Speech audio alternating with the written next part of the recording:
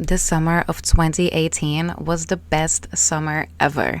And I'm not just saying that because that's when I met my husband. And I'm also not just saying that because it was just the best summer weather wise I think this country has ever had. It was also because I met a lot of beautiful people that God sent my way for some reason that I haven't fully figured out yet. One of these beautiful people was Frank. It was a beautiful meeting. It was a really hot summer day. It was May or early June 2018, and I was sitting outside of the office where I worked at the time. He walked past and made some small talk about the weather. We got entangled in conversation, so I invited him to sit down next to me. For the next few hours, we shared stories and many cigarettes. At some point, I asked him to wait a minute for me. I raided the office fridge and filled it back with drinks and snacks that wouldn't spoil in the heat. I asked him if he would allow me to share some things that I had left over, and he said he would, but only if I would accept a gift in return. So I said, I love gifts. He went through his bag and got out a fridge magnet of two cats hugging by their tails as they walk on an adventure, probably. I loved it. He said, if you love it, it's yours. So I said, this is absolutely mine. In the summer of 2022, my husband and I moved in together and to the same neighborhood as where I met Frank.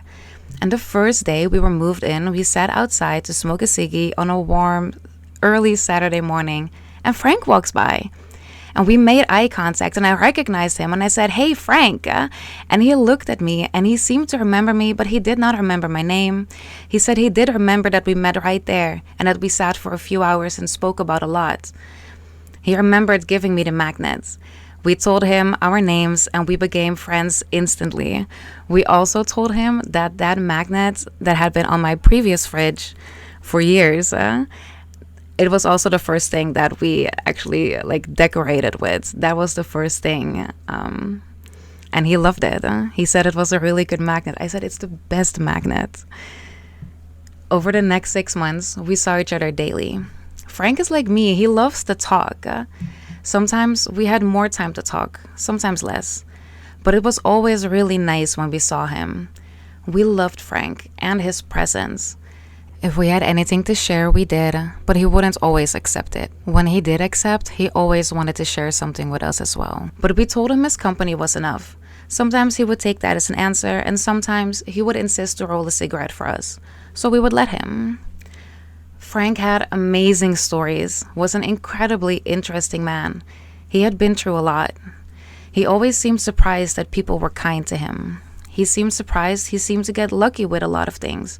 He would tell us that he met a person here who helped with X and a person C helped with Y, and he didn't get it.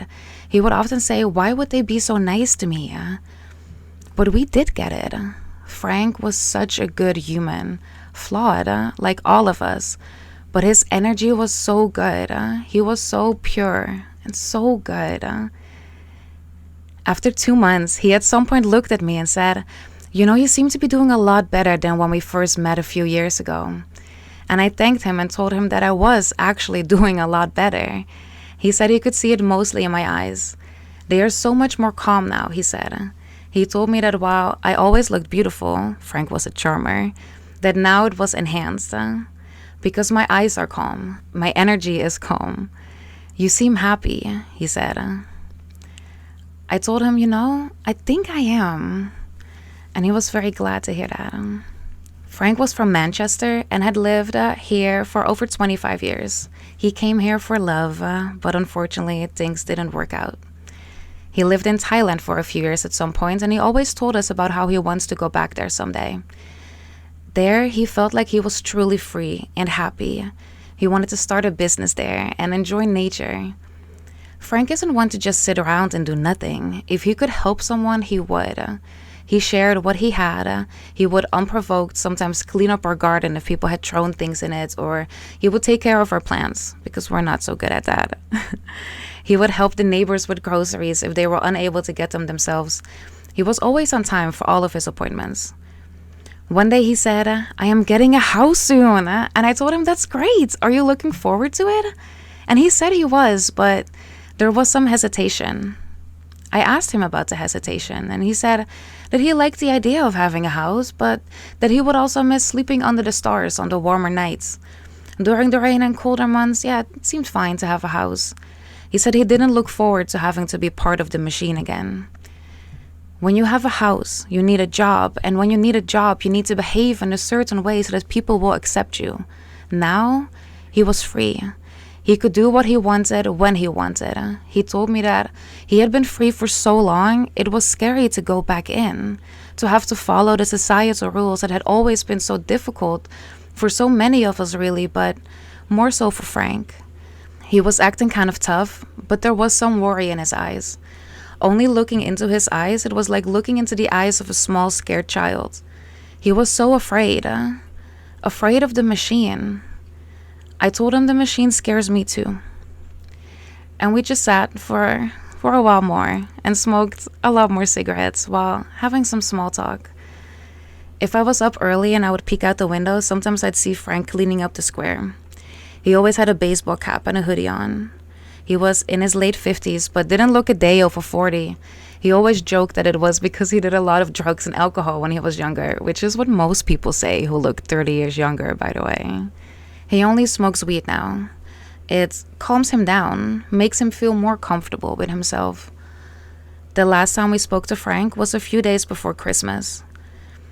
He said, "Hey, do you remember about the house I told you guys about? It's really coming soon, next month probably," which is what he has been saying for almost 2 months every time we saw him.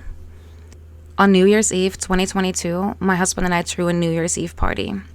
And my husband was out getting some last minute groceries, and he came back and said, "I think I just saw Frank getting arrested." He saw Frank talking to the police officers, and it seemed they took him away. Maybe it's good, we said, because it was really getting cold. Really just trying to make the best out of it.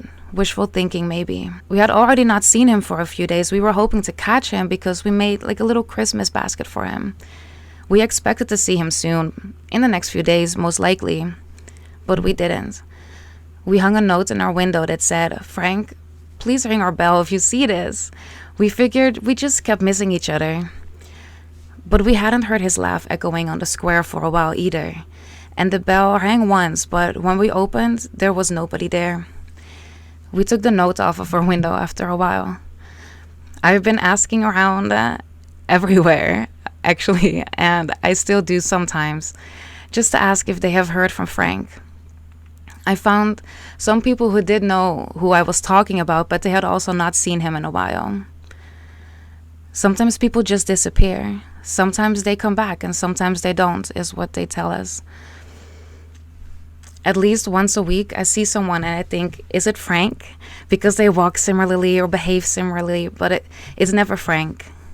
We think about Frank a lot. We miss him. My husband often likes to say that Frank probably made it back to Thailand like he really wanted. And then I say, yeah, he probably is, and I bet his business is doing really well too.